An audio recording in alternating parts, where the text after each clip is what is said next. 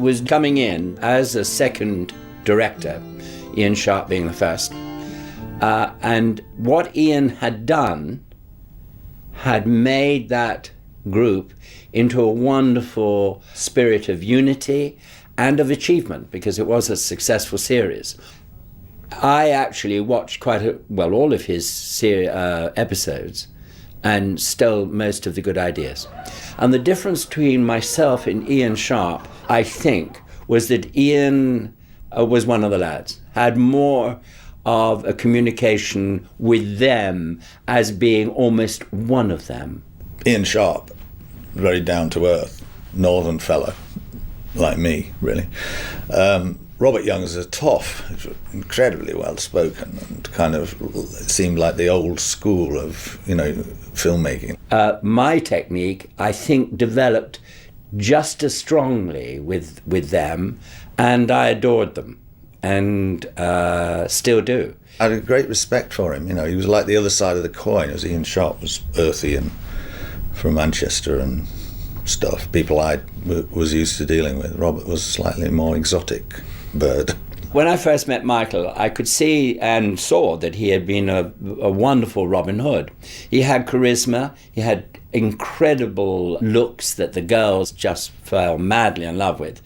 And he had this presence on screen which was wonderful. Lay down your weapons! Attack them!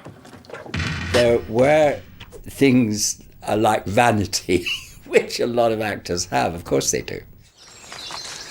Now, it is market day tomorrow, and the town will be full of people. He would have thongs that he would take up the side of his leg, which produced a much bigger bulge than most ballet dancers. Michael was always like dashing and sort of flicking his hair and kind of in that way he does. There was always that side of Michael which one had to just curb.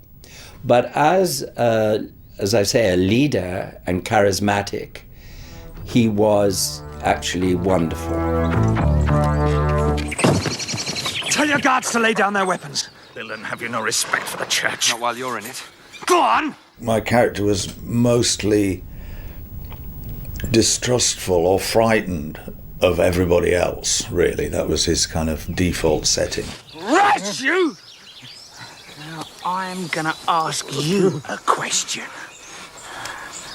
I remember Ray Winston getting me in the woods with a knife and threatening to cut off my ears, I think it was. Which is your favourite ear? Is it your left?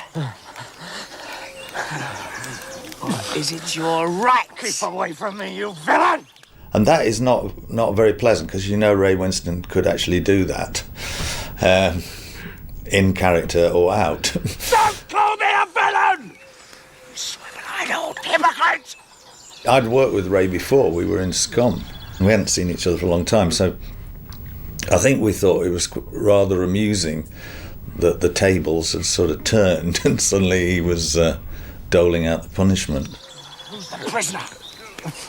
Who is he? Her father!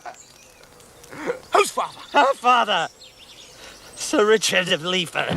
I remember thinking, oh good, a week on Robin of Sherwood. Down you come to Bristol, stay at a good hotel, and know that you're producing something which is going to be fun for the audience. Whenever I could get a mate in that I knew and liked, that was always a bonus. And I think George was one of those. This is the only time I ever worked with George Baker. By heaven. We didn't have a great deal to do together, but he was very pleasant, very charming, very kind of experienced film actor. So he knew his way around a camera. The other thing that George had, for me, was he was a horseman. I had a background of horsemanship. My father put me on a horse when I was 3. And I went on riding for 66 years. You're going to the king? Yes. I'm going to warn him of John's treachery and demand my lands back. They produced a horse for me. And he used to just stand there, head down, and then the moment he heard, "Stand by!" Up he came, he was there already. On action, away he went. I remember John Nettles very well because I'd just done a Bergerac with him a little while ago, and we had really become quite good friends on that Bergerac, and indeed we still are after all these years. By the way, if, how can I put this? If he becomes irritated, leave him. Leave? Immediately, just bow and go. But why? It's safer. He was so good. If you watched, he had this authority. He was in the tithe barn at Bath, and he really swept along in his long robe and twisted it around, you know, and I thought, oh, there's a little bit of classical training coming in here somewhere. They get into the gear, and they become it. And the good ones, of course, make the gear look as if it's not fancy dress. The most valiant and noble prince, John, Count of Mortain and Lord of Gloucester. Play, you idiot! Guy of Gisborne was played by Robert Addy, and I remember the first time I saw Robert was on a horse. And he was on this hill, and he came galloping in, and I thought, my goodness, what a presence. It seemed to work quite well, you know, his incompetence. There's always something funny about people kind of boasting and saying they're going to do these things and then not doing them very well, you know. If they come for him, they'll come for you as well. Now then, if they succeed, which they will with me powerless down here, I want you to go with them. Wait your chance. And when you can, kill him. Robert knew about horses in a way I didn't, so I think he sort of thought it a bit amusing that I didn't do horses, you know, and so he slightly patronised me. Hugo, Philip Jackson, I remember thinking what a very good actor he was. And I remember specifically him riding in a cart. We're out in some woods on this really bad track, and they'd got this cart so I could sit in a cart where everybody else was on a horse. I remember looking at him and thinking, you're going to go a long way. A very fine actor, I thought. The church has considerable influence with the barons, yes? Sometimes, my lord. Sometimes? You don't sound very convinced. Then I'll convince you. We knew that royalty was coming in the prophecy, and somebody was going to play King John, or would eventually finish up as King John.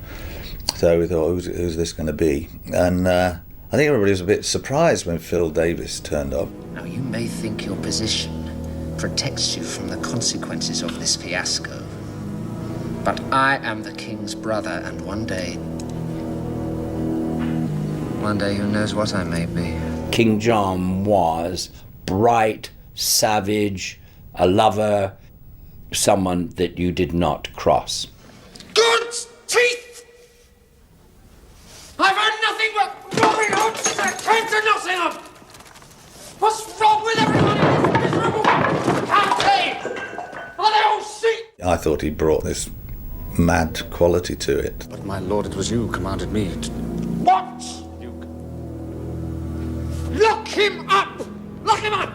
It was quite scary when he lost his temper and started throwing chicken legs at people. Dolan, my God, you whipped! You must listen to me, my lord! Out! Esther Charkham is the most brilliant casting director. She just has an instinct. If you look through all of the people that played in Robin of Sherwood, most of them are her ideas. And she said to me, when I was on the set, she said, just go outside and see there's an actor out there I want you to have a look at for John. And as I walked outside, there was Phil Davis. And I took one look and said, walk back in. I didn't even talk to him. I said, yep, he is brilliant. The lion is dead, and the prophecy fulfilled.